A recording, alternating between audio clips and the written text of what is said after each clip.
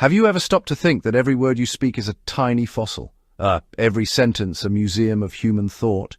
The story of English literature is not some dusty collection of forgotten books on a high shelf. It is the living, breathing story of us. It's the tale of how our language was forged in fire and verse.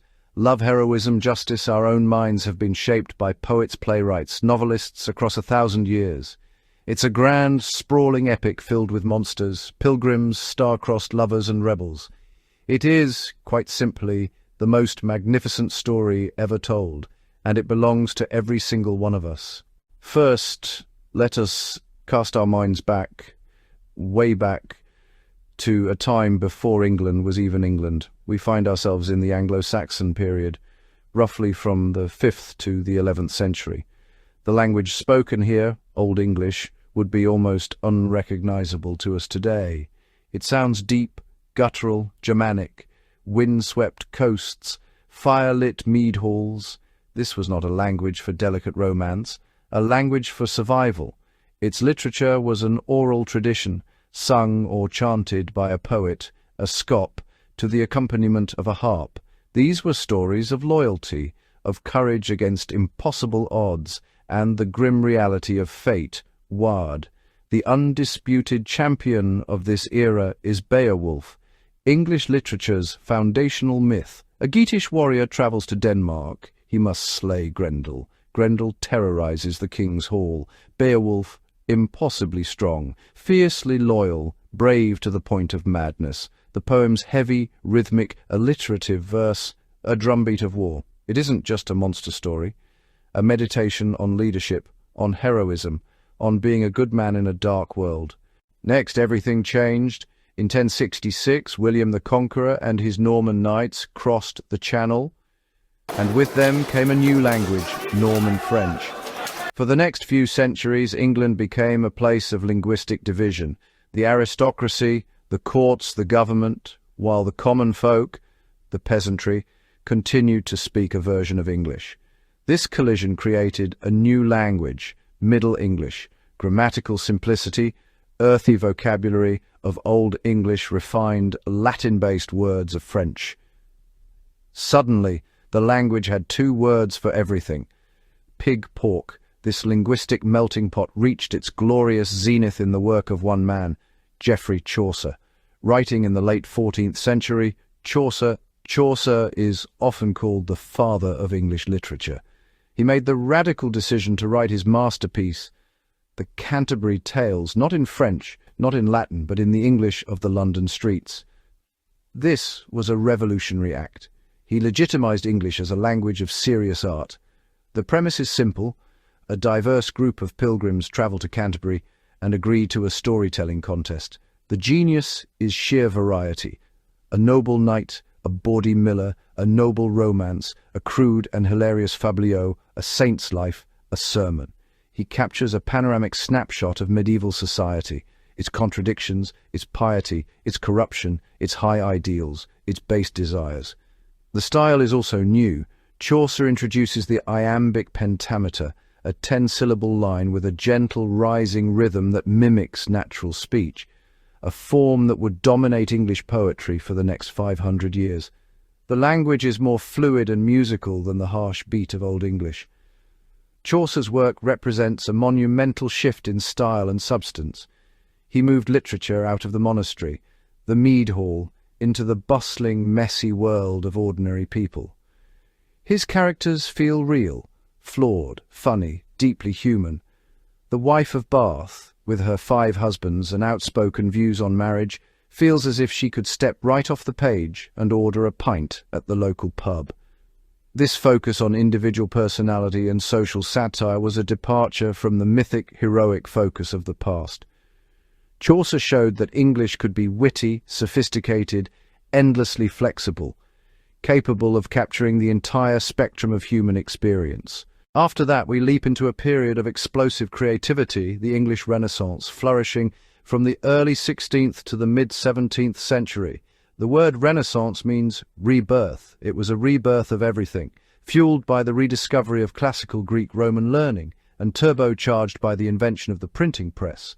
This was an age of immense intellectual and artistic confidence. England, feeling its own growing power on the world stage, began to produce literature that was ambitious, complex, and dazzlingly inventive. The language itself was expanding at a dizzying rate, absorbing thousands of new words from Latin, Greek. One name, of course, stands above all others: William Shakespeare. Working primarily in the late 16th and early 17th centuries, Shakespeare took the English language and brought it to a boil.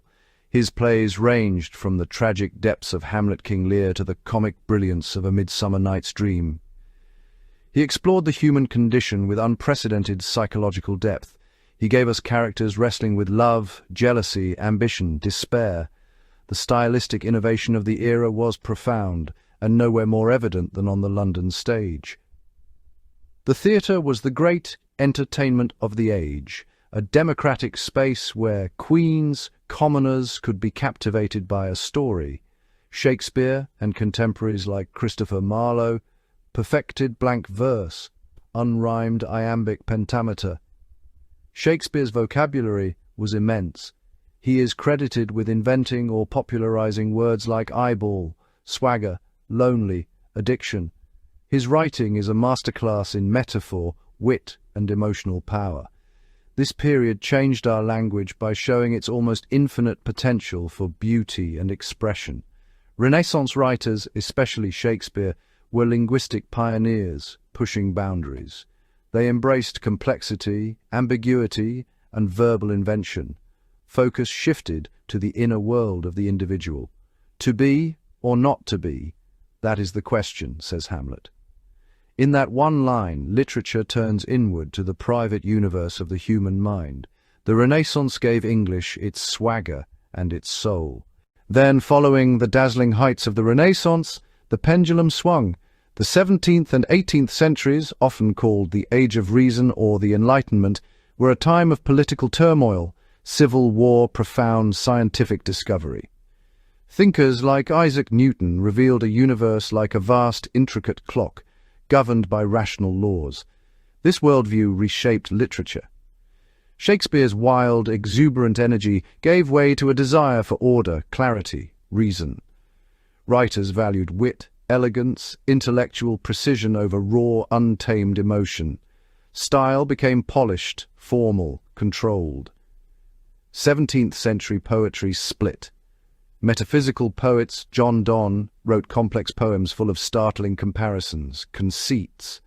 Donne compared lovers to the two legs of a compass, a strange but surprisingly powerful image. His work is passionate and analytical. Other writers championed a clearer classical style, looking to ancient Rome for models. That trend dominated the 18th century, a period that prized satire, wit, social commentary. Satire was perfected. Jonathan Swift, Alexander Pope used humor and ridicule to attack folly and vice. In Gulliver's Travels, Swift created tiny people and the Houyhnhnms, giant horses, to expose absurd English politics and human pride. Pope's The Rape of the Lock used meticulously crafted heroic couplets, razor-sharp balance. Language became precise, elegant, deadly.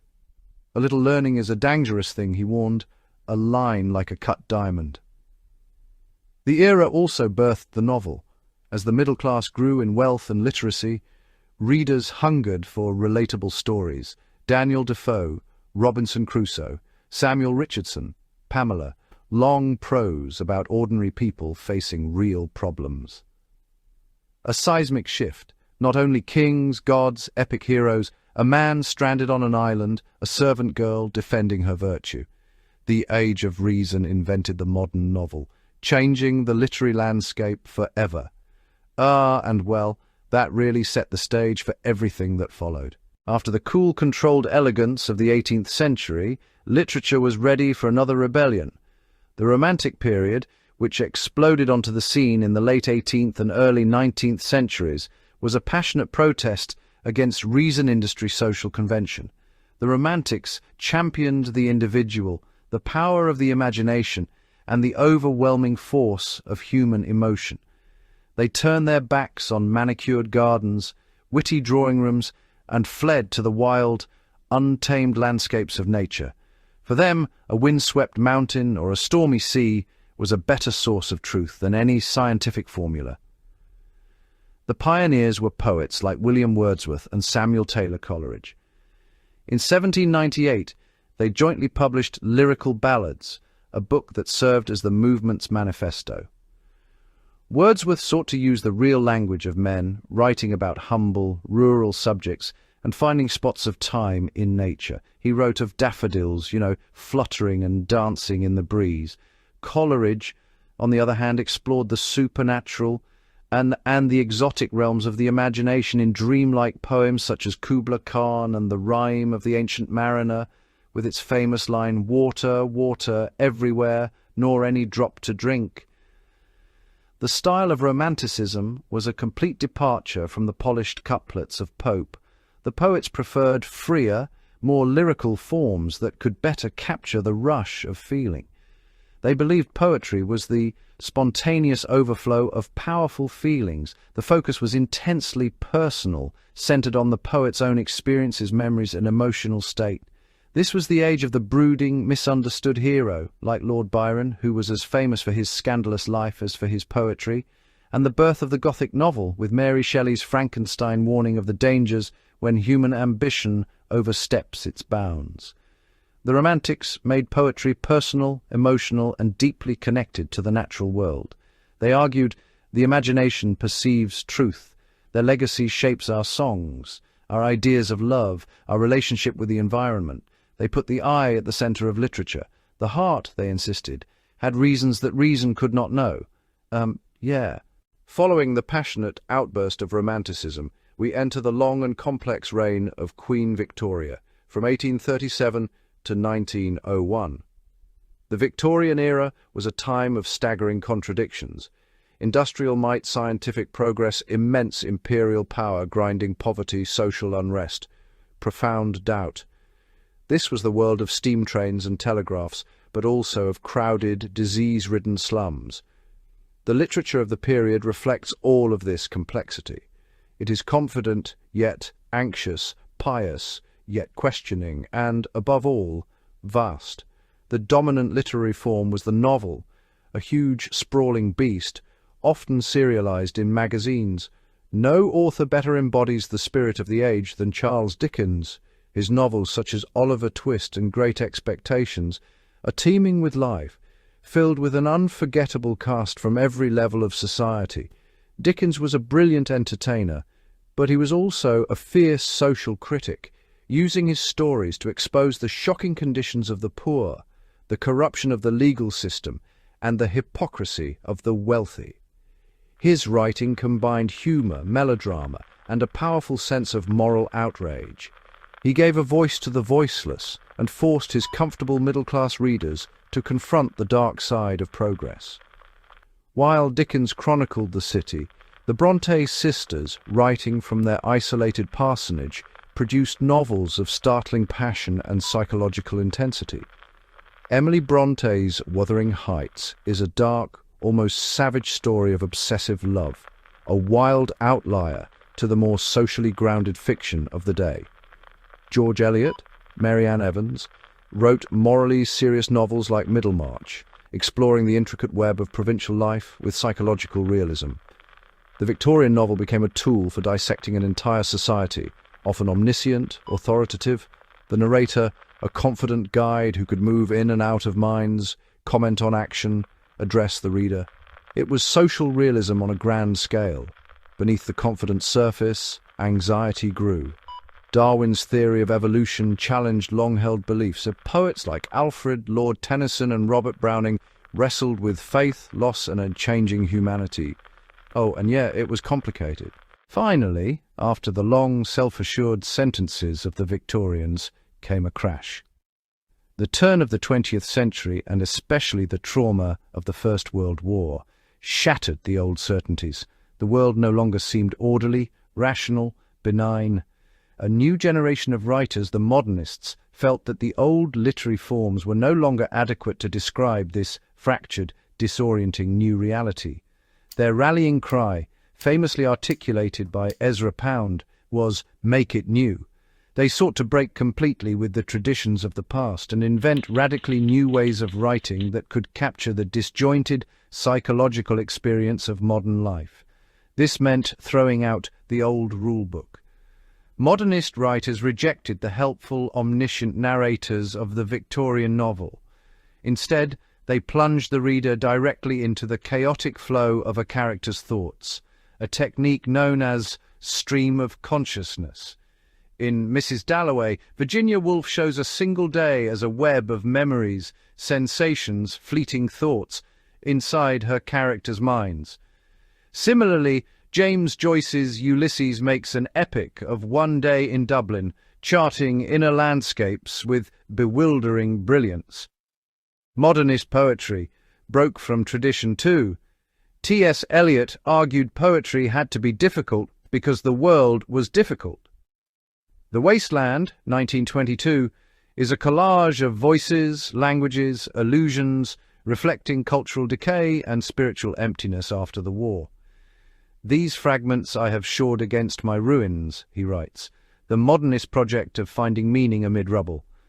Modernism is fragmentation, ambiguity, inwardness, experimental language, non-linear plots, unresolved endings, not simple stories, but consciousness itself. Alienation in the modern city, collapse of traditional values, and the search for new forms of meaning. They turned literature inward, making the human mind the territory to explore, right? And so, we arrive at our own time, the contemporary period, from the end of the Second World War to this very morning. If modernism was a reaction to the stability of the Victorian era, contemporary literature often converses with and reacts against modernist difficulty. There is no single dominant style. Instead, the landscape is beautifully, wonderfully diverse. It's a global conversation, new perspectives, new voices, new stories. Voices once marginalized are heard. Post-colonial writers right back to empire. Chinua Achebe's Things Fall Apart is powerful and foundational. Across Britain and America, writers from diverse ethnic backgrounds, female writers, LGBTQ+ writers broaden the canon. Forms multiply. Some, like Ian McEwan or Kazuo Ishiguro, return to traditional storytelling with psychological twists or unreliable narrators. Others embrace postmodern playfulness, blurring reality and fiction. Genre fiction and science fiction, fantasy, crime, and flourishes and wins serious regard. The story is no longer confined to one path, so why does this 1,000-year-old story still matter? Because it is not over.